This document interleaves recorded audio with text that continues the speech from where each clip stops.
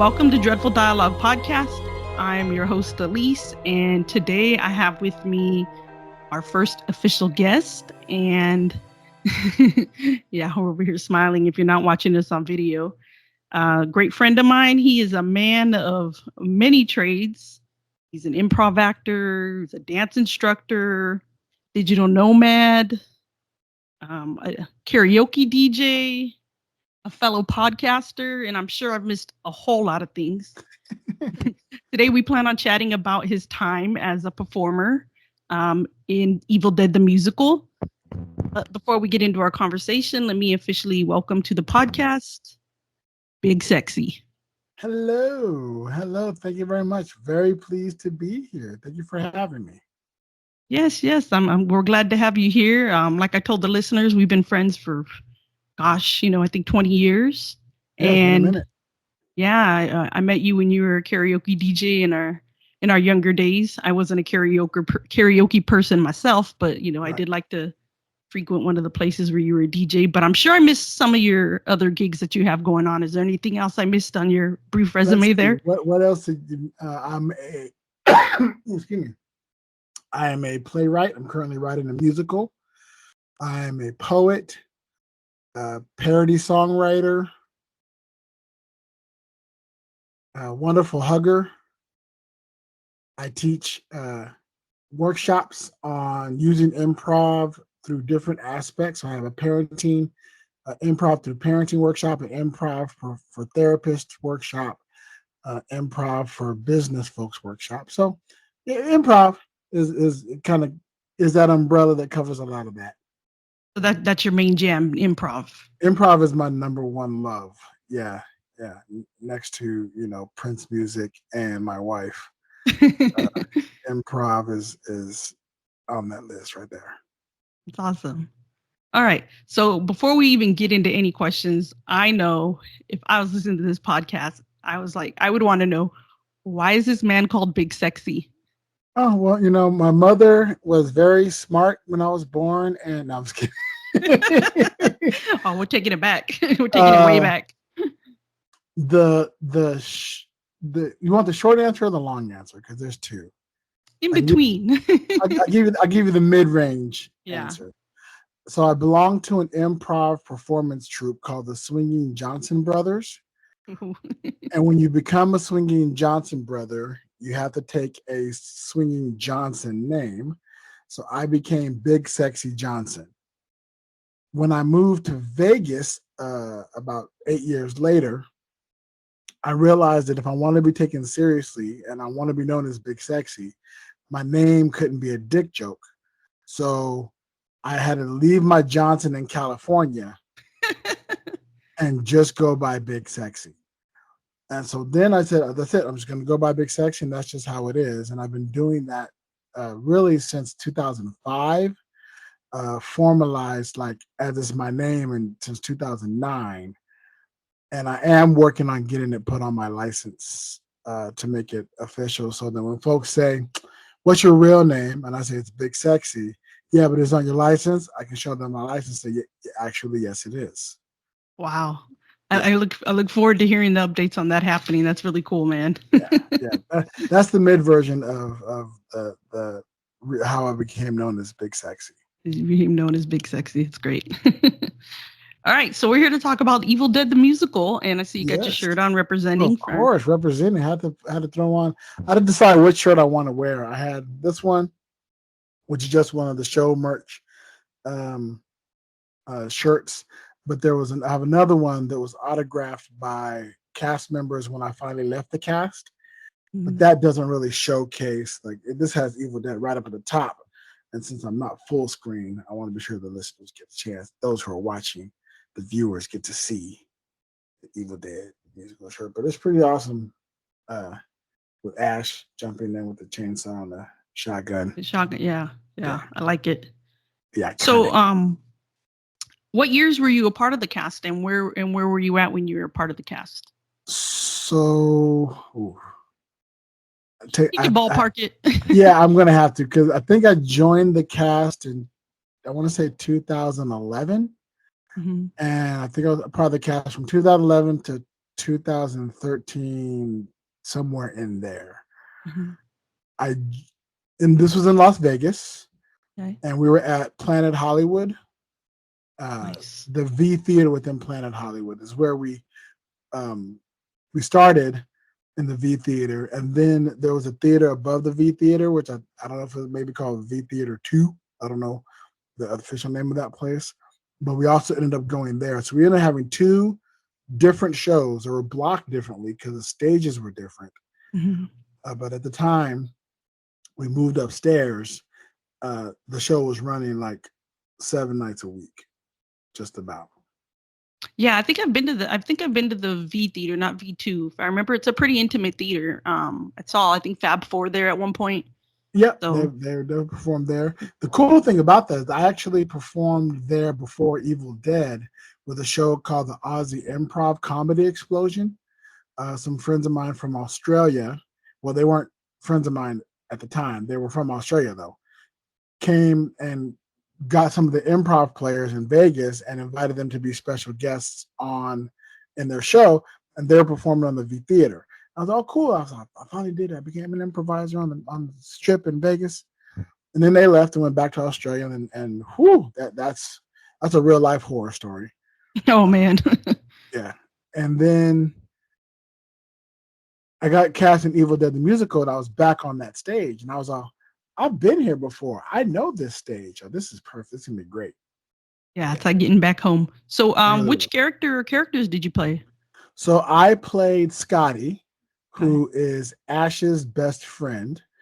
For those people who know the movies, Scotty was in the first one. Mm-hmm. He wasn't in. There is no Scotty in Two or Army of Darkness because he dies. And I mean, everybody dies. They do a change. They do a total change up on it. Are you a Deadite? I should have asked you that. I end up Scotty ends up becoming a Deadite. Yes. Okay. Yeah. But are you personally a Deadite? Like, are you I am personally a Deadite as well. Yes. Fan of the huge fan. I was a Deadite before I even knew there was a musical, and a big Bruce Campbell fan as well.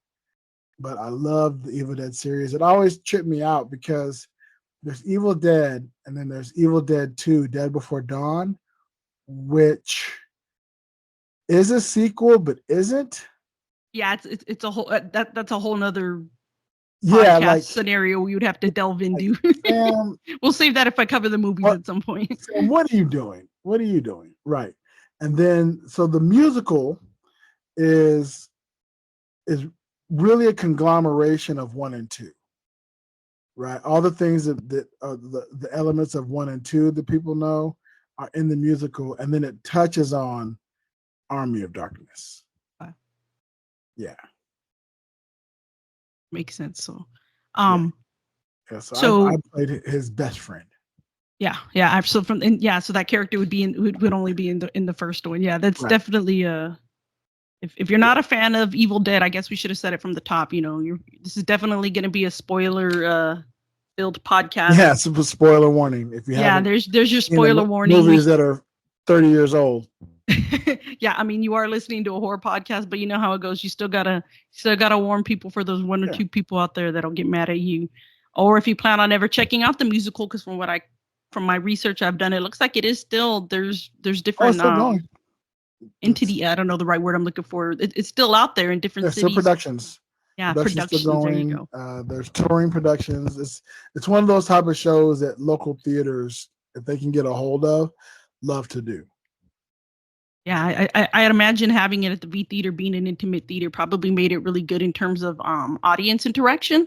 Oh yeah, we had a splash zone, which was really awesome. So the way the V Theater is set up, just to give an idea of what it looks like, is you have the main stage, and imagine like a good old fashioned where you see a magic show or a concert, right? It's that kind of stage, and then it has the tiered seating, but there's space in front of the tiered seating.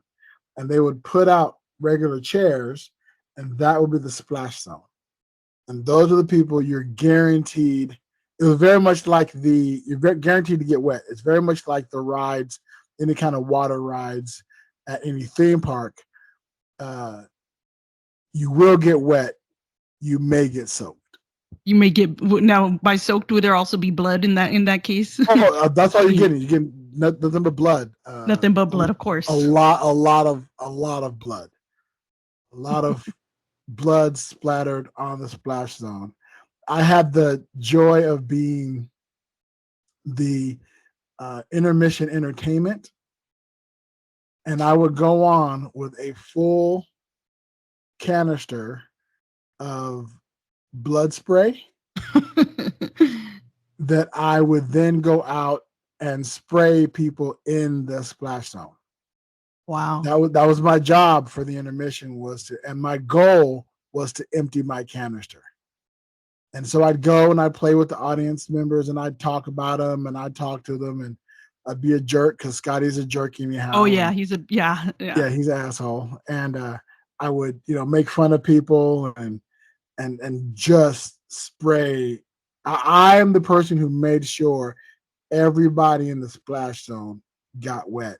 And I always chose at least 1 to 2 people to get soaked.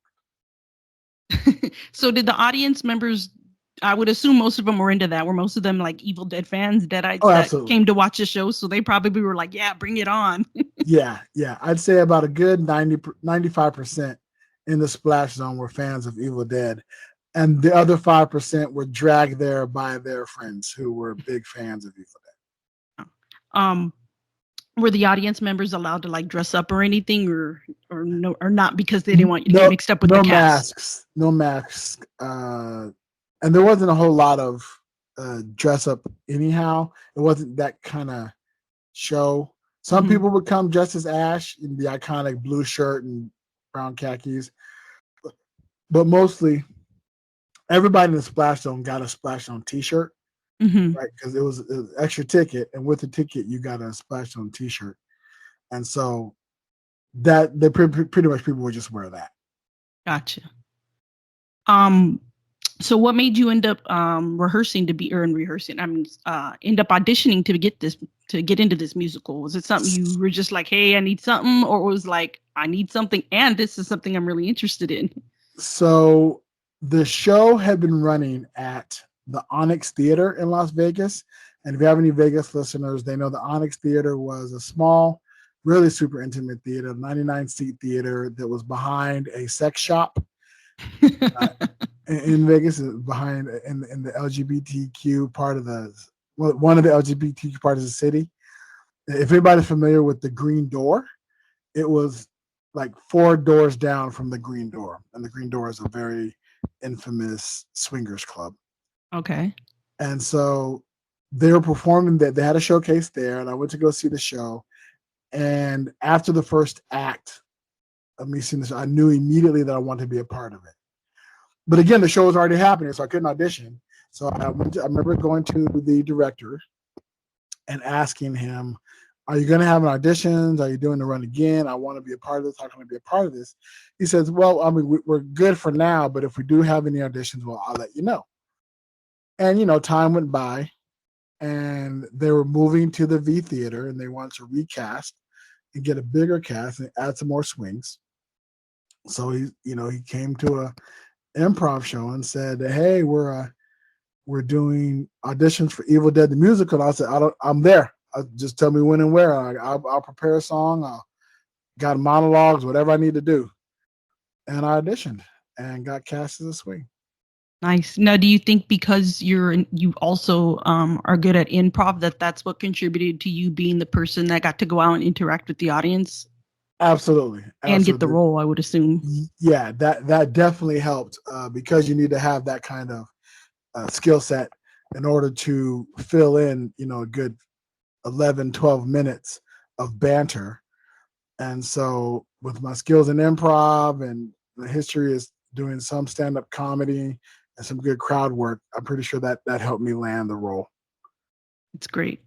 So does the musical, does it follow like the movies chronologically, or does it just take bits and pieces of the movie and mix it up and make its own story? It follows the movies relatively chronologically. I mean, again, it's tricky because while it puts in elements of 1 and 2, 1 and 2 don't follow chronologically. They bleed into each other. Exactly. Although, again, Sam Raimi said this is not a remake, it is a sequel. But if you use that logic, it doesn't make any sense if you know the movies. If you're a true fan of the movies, and why the hell would Ash ever go back to that cabin? And it's the same girl again. It's his girlfriend, different actress, but that's another podcast again. It's another episode. Right. A whole nother deep dive into the film aspect. But in that aspect, it does form, I guess in a sense, it forms its own storyline, but it does so in this really closely to the movies, if you will. Okay, so Evil Dead 1, it's it's more traditional like horror. It's actually scary. Like even though I'm like a lover of the genre, I'm still scared. I still think of Linda. I still think of the eyes. I mean, that movie terrified me obviously as a child. I still watch it as an adult, and still I love watching it because it still gets me a little at night in the middle of the night. I think of them and I'm like, ooh, why did I watch that? I kind of like that feeling. Especially if you're near a house that has trees nearby. Yeah, and the wind blows. Yeah. So that one's more horror. Part 2 is more like horror comedy. It's and campy. Then once you get to like campy. Army of Darkness, it's like comedy with like a dab of horror. Yeah, it's all camp. Yeah. Yeah. So what is the musical? Like what aspect of it does it embrace more? The musical is all campy. It's all campy?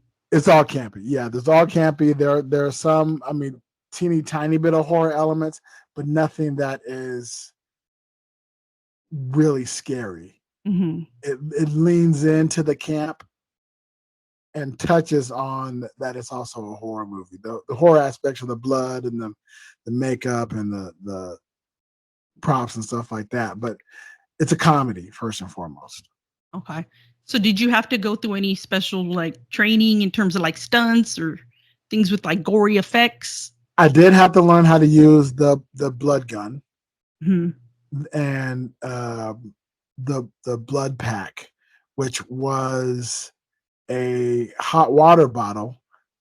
Old people know hot water bottles filled with blood that was strapped to the body that I would have to squeeze slowly to shoot it out of a hose. And there was the other is a blood pump. Okay. That is attached to you that you can squeeze the trigger and then the blood just kind of flows out.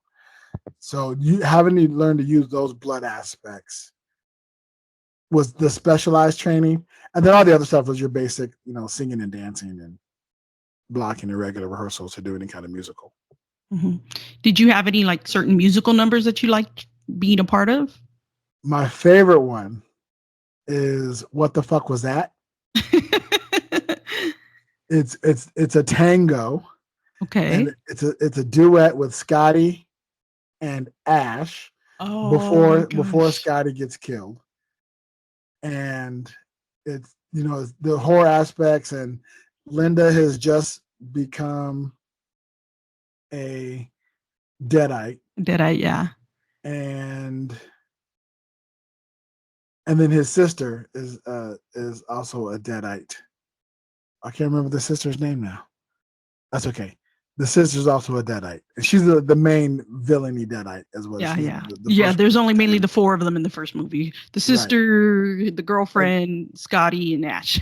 Right, yeah. It's those 4 going to the cabin in the woods. The cabin in the woods.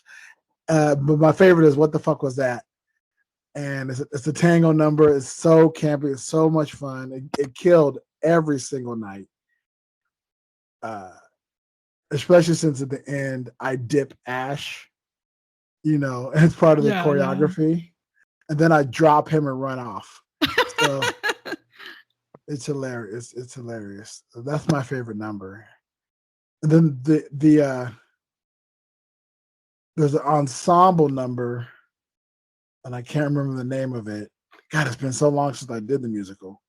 Yeah, I'm forcing you down memory lane here. Yeah, where I got to come out as that was another one of my lead songs, but I was a head deadite. It was very much choreographed in the theme of Michael Jackson's Thriller. Yeah. So I Yeah, come out. if they could have seen my face for the listeners, my face lit up. Yeah.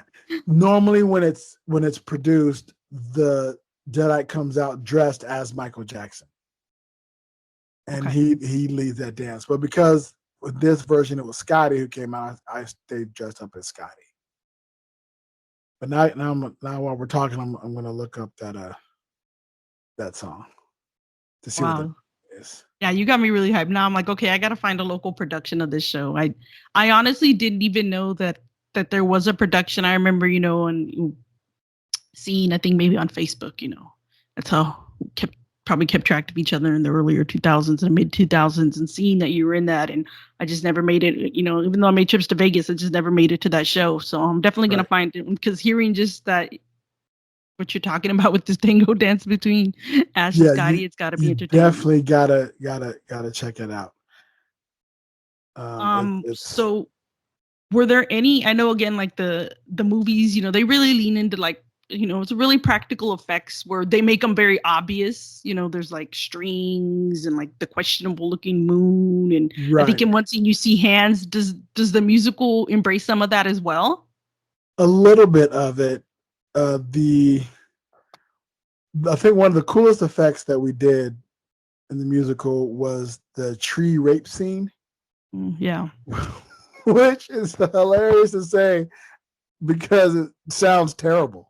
Yeah, I mean, it's uncomfortable when you watch the movie, Yeah, I think when you watch the movie, it's uncomfortable. Now as an adult, that's I'm scary. like, okay, but it is what you can't change the past.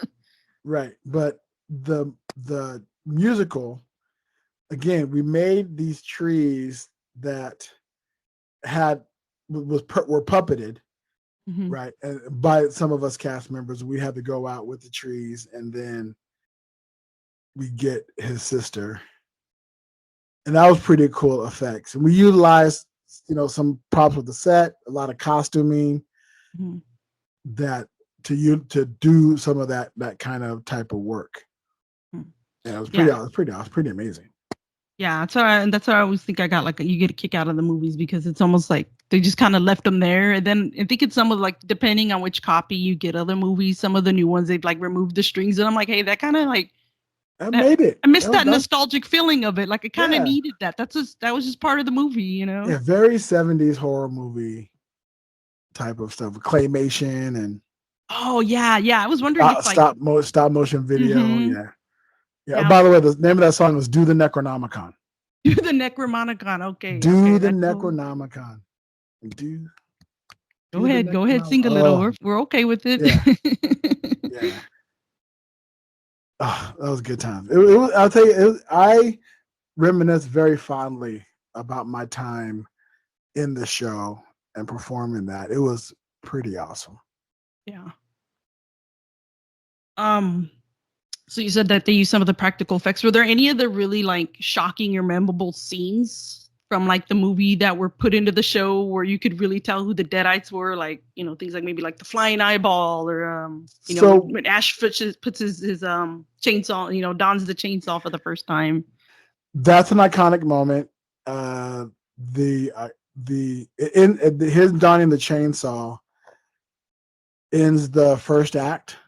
Okay. Right. The first act is Ash's transformation into the Ash we know and love.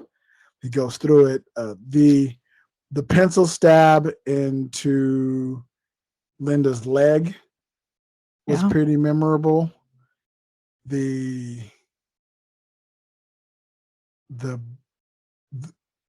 It's okay. So the first act is really like the first movie.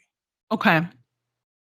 The second act starts to incorporate the second movie. A lot more of the iconic, the possession of the hand, the chainsaw and shotgun, the introduction of Jake, who is was a side character. Was he like the hillbilly guy? The hillbilly guy, right? That they got to find their way back. Exactly. With the daughter, and the daughter of. Oh my gosh, I'm forgetting his name. Crowley, the archaeologist. Crowley, maybe. I think it's Crowley. Something like that. Okay, we're gonna get listeners. Yeah. Listeners are gonna ding me on that one. It's all good. Nobody's screaming. People are screaming right now at the radio. Yeah, they're like, "This is a name." You were in the show. How do you not know? Yeah, it's gonna. Yeah, you're gonna pull my horror card. It's all good. You didn't keep it moving. Yeah. But so then they bring him in. Cool. Okay. Bring him in, and then I'm kind of also looking at the. It's interesting looking at the song, and then there's Ed, who is the explorer, the archaeologist. That's the one I'm looking for. The archaeologist's boyfriend. The boyfriend, yeah. Who turned into a deadite. He has one of the best songs. Really? Called Bit Part Demon. And it has one of my favorite, lines in it. It says, if the hero kills 100 demons, I'm the forgettable number 39. It's so funny because when you said he had like the greatest number, and I'm like, that character. I'm like, I mean, he was, I guess they kind of follow the same formula. There's kind of 4 main characters in the second one. He didn't seem as important like in the first one with the side characters. And then when you said the title of the song, I'm like, it makes total sense. Yeah, they make fun of that. The fact that he's just the side character, and he's always gets cut off, and he never gets to say anything really until he sings. And then it's hilarious part of the song where he's like, and she's like, don't you realize you've been singing for the past 2 minutes? Just you. I've been listening to you. Yeah, you're right. I'm starts getting excited, and then bam, Ash shoots him. Spoiler alert. And it's just, now you have a bit part in hell. It's just so well written. So good. Yeah. So good. So then they don't introduce any new characters other than what's in the movie. No, all the characters in the musical are from the movie. Oh. Even S-Mart employees. Nice. They revisit S-Mart, and that whole scene where he goes back to S-Mart and one of them turns into a deadite, that is recreated. Uh-huh. Well, it was very well done movie. The chainsaw, like Hand for the Chainsaw, was good, and we did the whole classic. An actor, there's a stuffed head on the table, and then it gets switched out with a live actor, so she's it's just the head, but she's moving around. Yeah, where they're friendly again. Yeah. Yeah, and then things happen and replace another dumb head, and he's sawing into the head, and blood is splattering everywhere, and he's crying. Yeah, it was very well put together. It sucks that it's over. Now you're like, I gotta find a local production. Well, I know you're a traveling man. For our listeners that don't know, you're a digital nomad, and you're I'm headed back to Spain in a week. Yeah. As of this recording. Yeah, as of this recording. So maybe somehow you can find a production out there, get one going. They do English theater in Europe. So believe me, if somebody does a production of Evil Dead the musical and I'm able to do it, I'm definitely going to do it.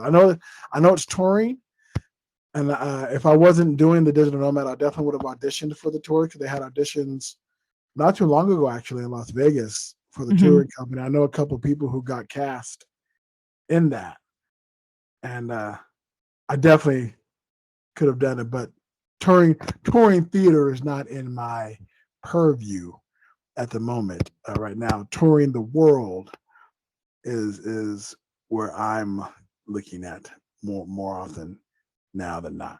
Yeah. Gotcha. Yeah, I love hearing about all your travel. I've been, following along in your different travels and keeping up with what you got going on with that. For that. Of course. So you said it doesn't. So it sounds like it's heavily. You said heavily Part 1 or Evil Dead 1, Evil Dead 2, and that it doesn't touch too much on Army of Darkness. But I heard you talk about S-Mart. Does it bring in any of the like the medieval stuff at all when he's back in time there? Only. So if folks remember the movie, if folks remember Evil Dead 2, Evil Dead 2 ends with him going into the medieval time. That kind of takes place, but it does skip. It doesn't really go over any of that medieval storyline. None of that happens. It's like it ends at the end of Evil Dead, the cutscene in Evil Dead 2, and then jumps to the end scene of Army of Darkness when he goes back to S-Mart when he has the medieval glove. So they show that, but lines from Army of Darkness make it into the musical. At some point in time, Ash does say that's just pillow talk, baby. You know, which is an Army of Darkness line. Yeah, that's just pillow talk, baby. I'm setting up in comment the Vista that an Economicon. Flubbing it up, yeah. Flabbing new for das fanatu. Close enough for government work. Right. So yeah, that those kind of aspects make it into the musical. So that if you're somebody who is familiar with them enough, you're going to catch that, even though they're not necessarily donning those costumes from that movie. Correct. So that was something like you hit it a minute ago, and I didn't interrupt you. You were talking about. I mean, does it hit all the good one-liners? Groovy. Oh, all of them. The classic groovy. Yeah. is the cat when he gets the chainsaw on his hand and the classic pose with the chainsaw raised. Groovy. This is my boomstick. And that whole monologue is taken directly from the movies, mm-hmm. And audience members recited along with us. Oh, I'm sure. Yeah, he is. This is my boomstick. It's a 12 gauge mission, whatever. And I don't know. That wasn't my role. Wasn't my character. You're not required wasn't to. Wasn't my character. Wasn't your lines. Go through that whole bit. Yeah. Yeah. Did they find a way to integrate? Like, was the vehicle integrated? Yeah, we had a makeshift Cadillac. Okay. Right. We start the show with it, where we're in the car, we're driving, headed to a cabin in the woods. And so that makes an appearance. The trap door. Oh yeah, that was another memorable scene I meant to ask about. Yeah. Was a part of the set. The things like shooting and then a lot of blood flying out the trap door, that was a part of it. Trying to think of the other iconic, the trees, of course. Yeah. A part of it. There's no way. I wish there was a way to do the zooming camera. Mm-hmm. Right, because that was a real big part of the movies. Yeah, the like pulling in and out, like where it's like like the feeling of the darkness, I guess, and it's like spinning or. And it's like you're following the demon zooming through the woods and mm-hmm. into the cabin. Like the entity of it, I guess. Yeah. Right. They kind of did a little bit of that with lights and stuff, but wasn't quite the same, as it were. Of course, fog, I'm sure, was used. Of course, fog, a lot of fog. Of course, shotgun, chainsaw, those iconic things. What about the Necromonicon itself? Like, was it a bigger version so the audience can see it, or was it just still normal size? It was about the size of. It wasn't like about the size in the movie is pretty big. Okay. Right. So the textbook size, like a yearbook size. Okay, like a yearbook. The size of a high school yearbook. Okay. Was about the size of that, and it's a very sexy show. So we play into every horror movie, whatever has sex in it. The tropes, there was sex happening in the musical as well. I'm glad Scotty got some. That made me happy. Scotty got a little tail, which was nice. And I think that because so there were 5 of us. Mm-hmm.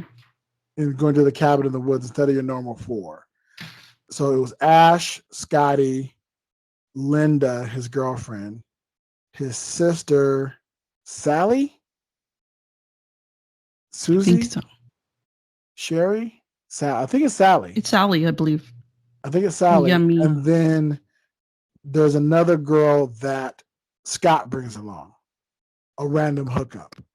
Okay, so besides the girlfriend. Besides Ash's girlfriend, there's a third girl. Scotty's hookup. Scotty's hookup. Okay. Yeah, because he doesn't hook up in the first one, right? It's because it's him and he's in fact he's mean to Ash's sister. Yeah, there's definitely no hooking up. I had to and mean to her in the musical. I do say the word "stupid bitch" more times. He didn't have the best language with. He wasn't a ladies' man in my opinion, but no. No. There's always that's a typical trope of characters too. You have like frat boys, or you have drunk guys. You get those kind of characters as well. It was definitely that. It's part that of the genre.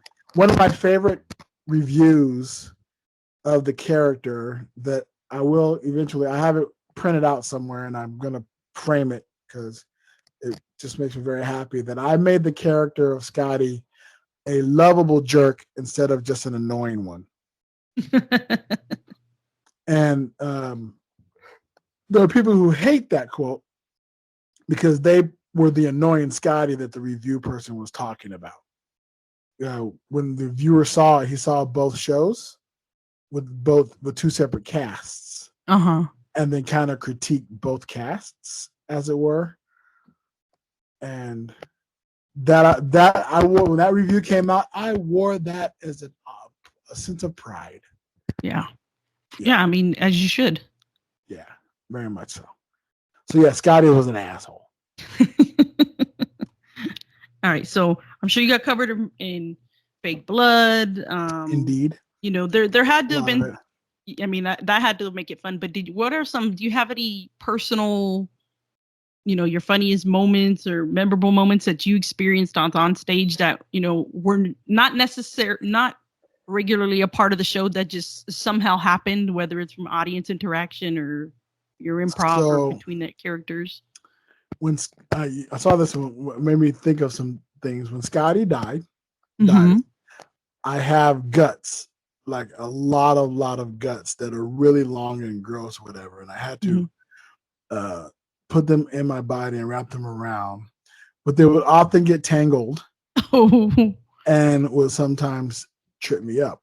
One night, the guts pulled the hose from my blood pack, pulled it out. So now I'm just leaking blood onto the floor. And it's not like thick, viscous blood. It's just like red water, which is now filling the floor. Which it's not supposed to, but the audience probably didn't know. Not supposed to. Because I am on the floor in it getting soaked. I'm not supposed to get soaked. I'm just lightly wet, but it's like in my pants, in my drawers. Oh no. All the entire backside is just wet. And I have to do the rest of in that show just wet. They got some towels and they try to dry me off as good as possible, but you didn't slip or anything though either, huh? It was horrible. No. Luckily that my death happened right before intermission. Okay. Right. So but I'm dead, and I'm just laying there the entire time. Another scene happens. Right. And so I'm just laying there, just in it, just soaking, just in it. And then when intermission is when I get up, and then they come and they clean up. So luckily nobody slipped and fell in it, but they did have to pay attention to it because it was running towards the front of the stage. Wow. Yeah, that was a cold, memorable night. Yeah. And then any of the other stuff were just a lot of since the audience participation is so random. Those were always fun and unknown interactions with what's going to happen during that kind of stuff. I remember my favorite thing to do, I said before, is soaking one member of the audience. And I remember I soaked this one girl just so bad. And I meant to do it, but I didn't mean to do it as long as I did it because I started spraying her. And then what I usually do is I get into a side conversation with somebody else while I'm still spraying this person. But then I really started into the side conversation that was happening. Like I got invested in normally I don't get invested in the conversation. I'm still the character and I'm I'm pretending to talk or whatever. But somebody says something interesting. I'm like, what's that going? All the while I'm just spraying this person. And the audience laughter. And I'm like, I look over and say, yeah, well, you may get soaked. And then, then walk on stage. Yeah. Those are probably the two best moments I had that weren't supposed to happen. I say best, most memorable, as it were. Yeah. I'm sure we could talk for hours about other things other stories you have about it. Yeah. Oh yeah. Stuff like, the meet and greets afterwards. I loved, some people were on the show so long they didn't like doing the meet and greets. I loved every meet and greet. I'm a people person. I love going out and meeting fans and taking photos and meeting stuff and autographing the shirts. People would have us autograph the shirts. So that was a lot of fun. I remember that kind of stuff and hanging out. And I made some amazing friends. I got my best friend in the show. Nice. One of my best friends, shout out, and a fellow swinging Johnson brother. Shout out to Swinging Jack Johnson, who played Ash, and my brother looks just like Bruce Campbell. Like, so he character very well.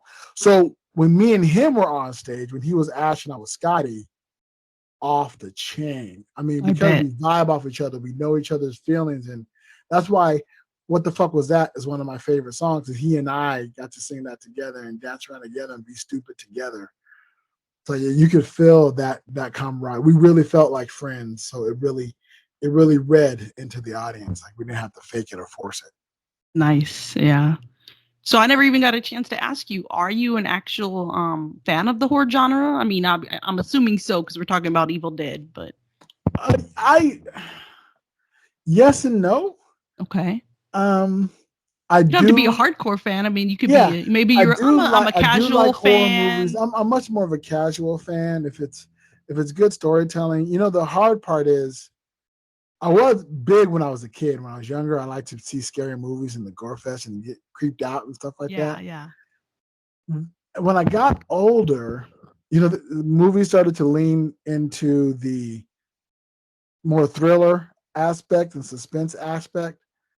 And I'm in the industry, like I'm an actor. So I understand movie making. And so that would take me out of the thriller aspect of it, because if it's a slasher who done it, I already figure out who done it quite early. I see all the clues because I know the actor tropes. Yeah. And a lot of times, like, that's too famous of an actor to not have that person be the main antagonist. Yeah. As it were. Sometimes I'd like just a good old fashioned, scary movie just to keep the pipes clean, as it were. And I don't mind a good old fashioned jump scare. Right. But I don't like this onslaught of PG-13 horror movies. It's like that's. I get it. I'm kind of the same belief, but I feel like they have their place because it's kind of gateway, I guess, horror. It's right. I guess I mean, it is. Get some of the younger crowd or get people who are not necessarily into horror. Maybe it's a way to kind of get them in and then kind of obviously you don't show them Evil Dead for the first scary movie. That'll scar them for life. If they're not a horror fan, they won't ever become one after watching that. What tripped me out was the remakes of Evil Dead. There are zero camping. There's no camp in the remakes whatsoever. And I didn't like them as much. Because I realized part of what makes the Evil Dead saga amazing is the campiness of it. Mm-hmm. There's the ridiculousness of it. That's a part of it. The cheesiness, yeah. Yeah, if you just make it an actual horror movie, I mean, it can be terrifying, but it's not the same. If I just came into the new Evil Dead series without knowing the previous, I probably would have liked it more. Yeah. Yeah. Yeah, that's always the risk they run with remakes, because you're never going to live up. It's so hard to live up to an original. There's so few movies that do that with sequels, remakes, reboots, whatever you want to call them. Just kind of have to take them at face value. And yeah, I'm sure if you're somebody who watched the movies closer to when they came out, it's going to be harder for you to accept these remakes if they're completely different. and oftentimes I try to say, I know this is a remake, but I'm going to put the original out of my brain. Let me just see if you just tell me a good story. Because if you just tell me a good story and it keeps me intrigued, then I won't think about the original. So some movies have done that recently, but a lot missed that mark because they try to play too heavy into the nostalgia and try to hit those memory barriers. And sometimes it works and sometimes it just falls flat. And Evil Dead's like in the middle of that. Gotcha. Well, Big Sexy, I've really appreciated having you on here today. Thank you. And I appreciate being here. And I look forward to the growth of this podcast and other your other discussions of things horror, because you don't just discuss movies, you talk all things scary, right? Yeah, I mean, I think it'll be more movies than anything because most consumers of the genre, that's predominantly what they but I mean, I'm Halloween, you can get into like your Halloween haunts and your Not Scary Farm. And yes, I do. California.